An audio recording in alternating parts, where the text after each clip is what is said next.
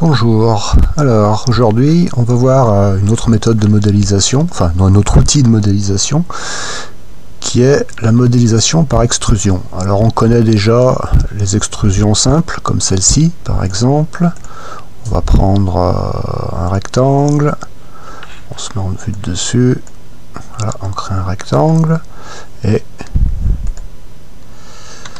ici, si je passe en mode modifié, j'ai la fonction extrusion qui est ici, extruder. Alors bon, si elle n'est pas dans votre panneau d'outils, on peut la trouver dans la liste. Ici, je peux extruder un objet d'une certaine hauteur, la quantité et le nombre de segments. Alors là, il n'est pas visible parce que il faut que j'active l'affichage. Voilà. Ça, c'est l'extrusion la plus simple, avec la possibilité d'avoir un couvercle ou non au début et à la fin de la boîte, de faire une boîte creuse donc. Voilà. Donc là, on va pas s'attarder sur la chose. Terminé. On va maintenant passer à un autre mode d'extrusion qui est l'extrusion parchemin, qui est bien plus intéressante et qui permet de faire suivre un profil sur une autre ligne, une spline, et de faire beaucoup de choses, car on peut mettre plus d'un profil. Alors on va faire un premier objet. Alors ici, en vue de dessus, je vais dessiner la trajectoire. Donc en mode forme, je prends une ligne et je vais dessiner une trajectoire quelconque. Alors, là, par exemple une courbe. Voilà. Bon, comme toutes les lignes, il est possible de l'éditer, bien entendu.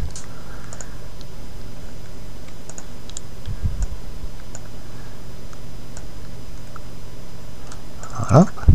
Alors, quand on est en mode édition, le point jaune représente le point de départ de la ligne. C'est utile de le savoir parce que toutes les formes qu'on va ajouter maintenant pour faire le profil vont partir du point jaune. Voilà, on a notre chemin. Maintenant, on va créer les formes en elles-mêmes. Alors, l'endroit où on crée les formes, l'orientation, tout ça n'a pas la moindre importance. Les formes seront appliquées en suivant la trajectoire, indépendamment de la façon dont on les crée. Donc là, on va se mettre en vue de face et on va créer 3 formes. Alors, mode création, forme. On va prendre, pour commencer, un rectangle.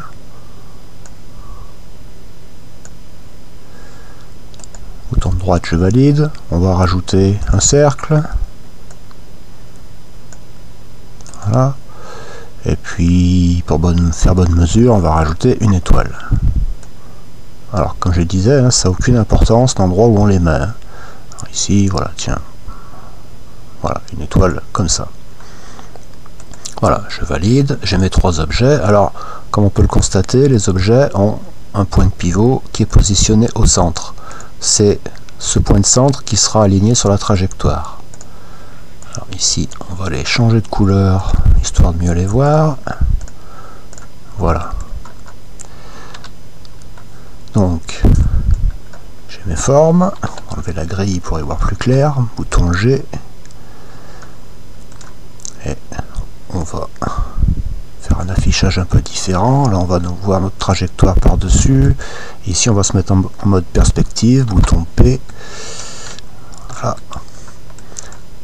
Et maintenant, on va créer notre objet.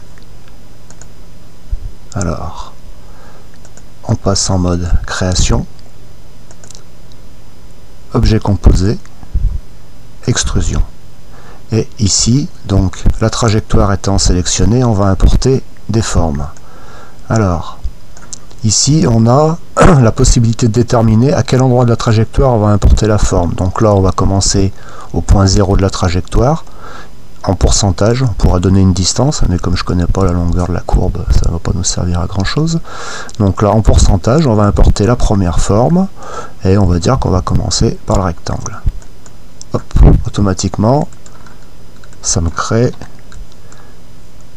une extrusion qui suit la forme rectangulaire. Maintenant, je vais vouloir par exemple positionner mon cercle ici, au milieu.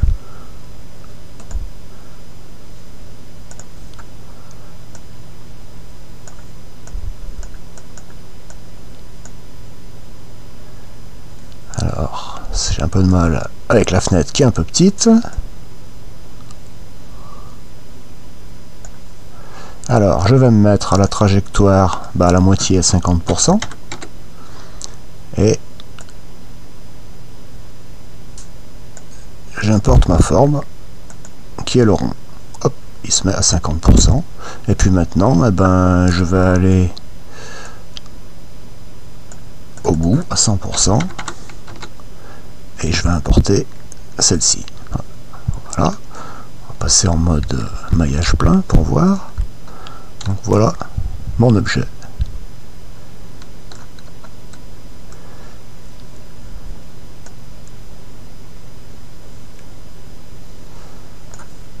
Alors, il faut bien regarder ici, quand on importe la forme, on est en mode instance.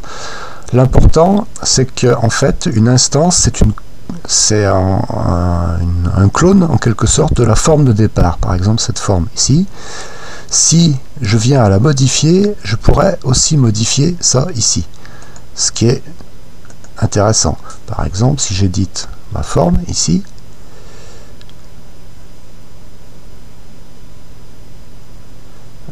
il faut que j'y applique un modificateur. Éditer spline. Si je bouge ma forme, j'ai bien le même résultat qui s'est produit ici. On va annuler ces modifications. Je peux maintenant enlever l'éditer spline. Voilà. Donc voilà le résultat auquel on peut obtenir. Alors maintenant on va cacher le reste et ne regarder que ça. Et normalement touche J, enfin chez moi en tout cas, pour enlever la boîte englobante, pour y voir clair. Alors ces formes maintenant, on peut encore les déplacer. Par exemple ici je me mets en mode forme et je sélectionne une des formes. Alors hop, quand ma souris se met dessus, c'est qu'il y en a une, quand le curseur change. Hop, voilà, mon cercle ici, je peux le déplacer comme ça. On voit qu'en même temps, ça change la position ici. Naturellement, sur 3D Max, ça on verra un autre jour, hein, absolument tous les paramètres numériques, quels qu'ils soient, dans les textures, les objets, n'importe où, tout est animable. Autrement dit, cette forme, on pourra animer le paramètre numérique et faire quelque chose qui se modifie. On peut bien entendu faire un tas de modifications en tout genre. Je peux même la faire tourner sur elle-même.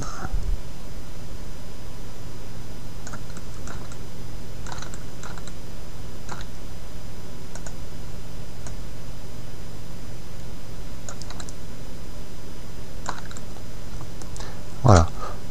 Bien entendu, même chose pour la trajectoire, possibilité de la faire bouger, c'est un peu moins intéressant, on va dire.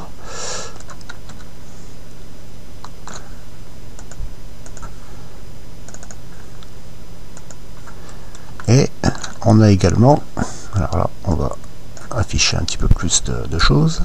On peut également gérer les paramètres de la surface, enfin plus exactement les paramètres de la peau, qui sont ici. Alors précision des formes, c'est-à-dire le cercle, le rectangle, etc. Précision de la trajectoire.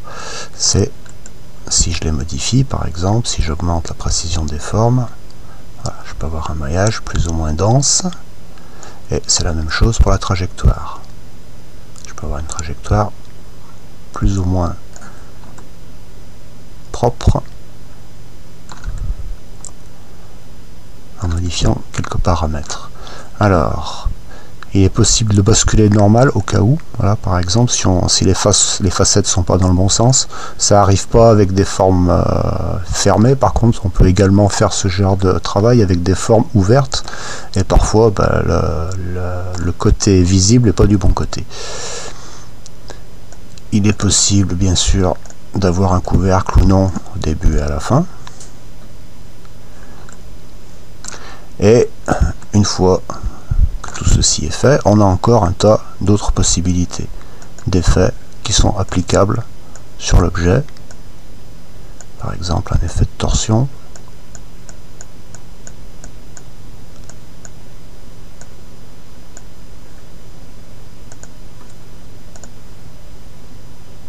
Un effet de biseau. Alors, oups, je suis allé un peu fort.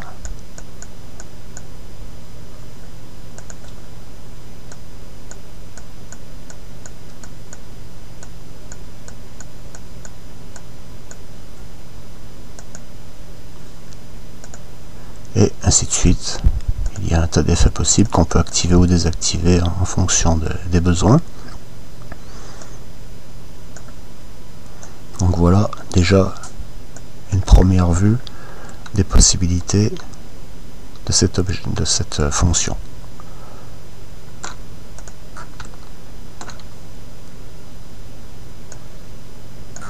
Alors, pendant qu'on est dans l'émaillage, on va voir d'autres outils. Alors, ce qu'on va faire, c'est qu'on va transformer, on va le convertir en polygone éditable, voilà. Et ce polygone éditable, on va utiliser les outils de modélisation graphite. Alors, les outils de modélisation graphite, ils sont ici. Et malheureusement, ah si, les voilà, j'ai cru qu'ils ne voulaient pas marcher.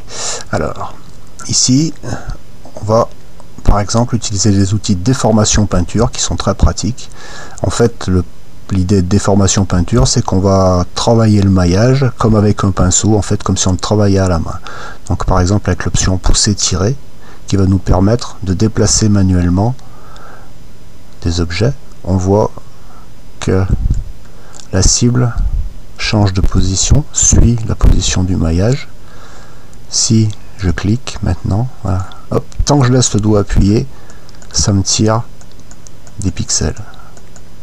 Si j'appuie sur la touche Alt, ça fait exactement l'effet inverse, ça les pousse.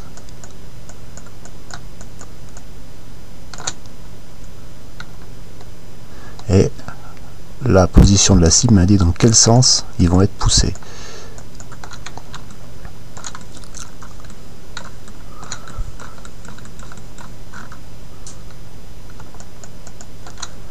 Voilà. Alors on va voir d'autres objets, d'autres fonctions. Alors dans les déformations peinture toujours, alors adoucir, relâcher va permettre d'obtenir des effets plus doux, plus lissés sur l'objet. Alors souvent quand on fait ça, il est intéressant de désactiver l'affichage de la grille de façon à bien voir l'effet obtenu sur l'objet. Alors encore d'autres outils. Alors bon, ici dans les options, on peut changer évidemment la taille de la cible et la portée de l'effet. Alors on va le laisser comme il est. Ici, on peut aplatir.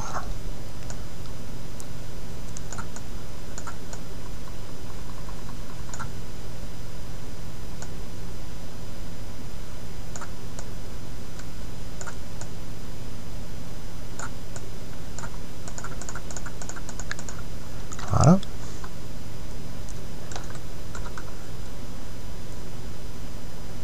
On a encore d'autres outils, hein. Par exemple pincer qui permet de rapprocher des points, ce qui peut être utile après pour pouvoir tirer une zone en particulier. Ah, je suis un peu fort.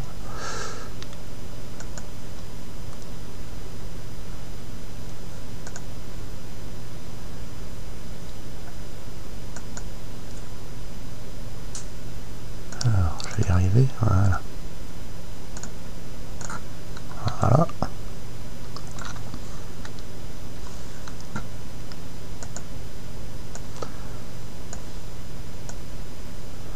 Alors ici, on va faire un lissage automatique.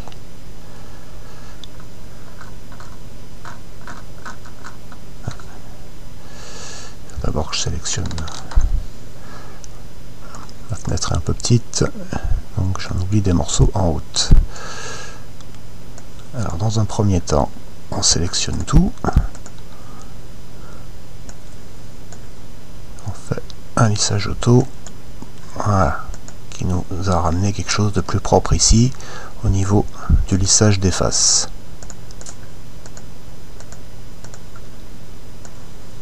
On voit que les faces sont intégrées là, pour l'instant, toutes dans le même groupe de lissage, dans le groupe de lissage numéro 1. Ce qui est utile quand même pour obtenir un beau rendu. Alors ça n'a aucune utilité si on l'utilise avec une machine à commande numérique, bien sûr, parce que là c'est juste un lissage écran pour l'image, ça lisse pas réellement la forme.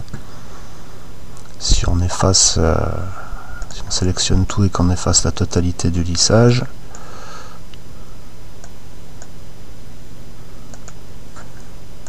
voilà à quoi ressemble la pièce sans aucun lissage.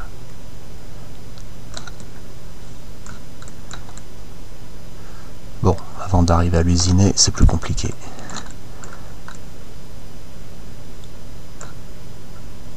Voilà, il y a donc de nombreux outils comme ça qui permettent d'éditer manuellement les polygones. Alors, en principe, il y a voilà, un menu qui s'ouvre et qui fournit des informations plus précises sur l'utilisation, car ils ont tous, si on bouge ça marche plus, ils ont tous une utilisation avec une touche en plus, les touches contrôle, majuscule, etc.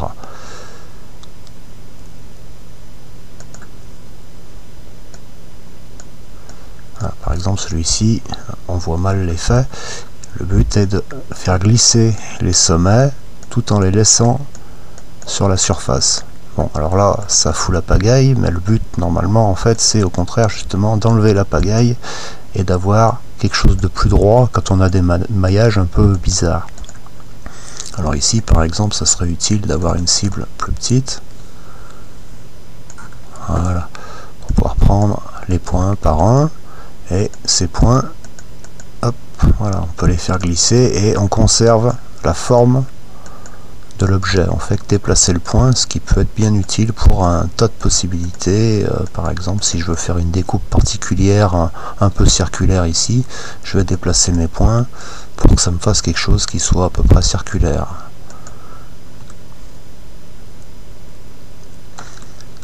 Les fonctions d'adoucissement sont également sympathiques, par exemple pour si on veut tomber un peu un bord ou faire quelque chose qui soit un petit peu moins comment dire, artificiel. Voilà, par exemple quelques défauts, des choses comme ça. Ici, hop, voilà, pousser, je choisis un pouce étiré.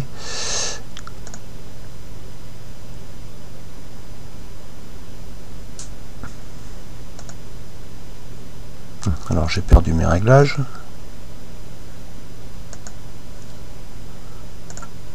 Voilà, je peux faire quelques défauts dans ma pièce.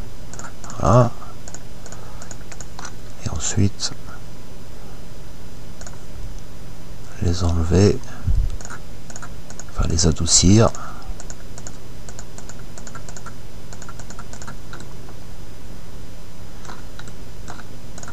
Voilà, ensuite si je refais un lissage du maillage, enfin, il ne s'agit pas d'un lissage maillage, il s'agit des groupes de lissage, ça n'a rien à voir avec le lissé maillage. J'obtiens voilà, une forme qui est plus naturelle, on va dire. Donc là par exemple je peux aplatir un petit peu plus. On va prendre un outil plus gros. Voilà. Voilà, donc j'ai toujours des légères déformations, mais elles sont naturelles. Elles sont plus naturelles qu'un objet vraiment trop 3D.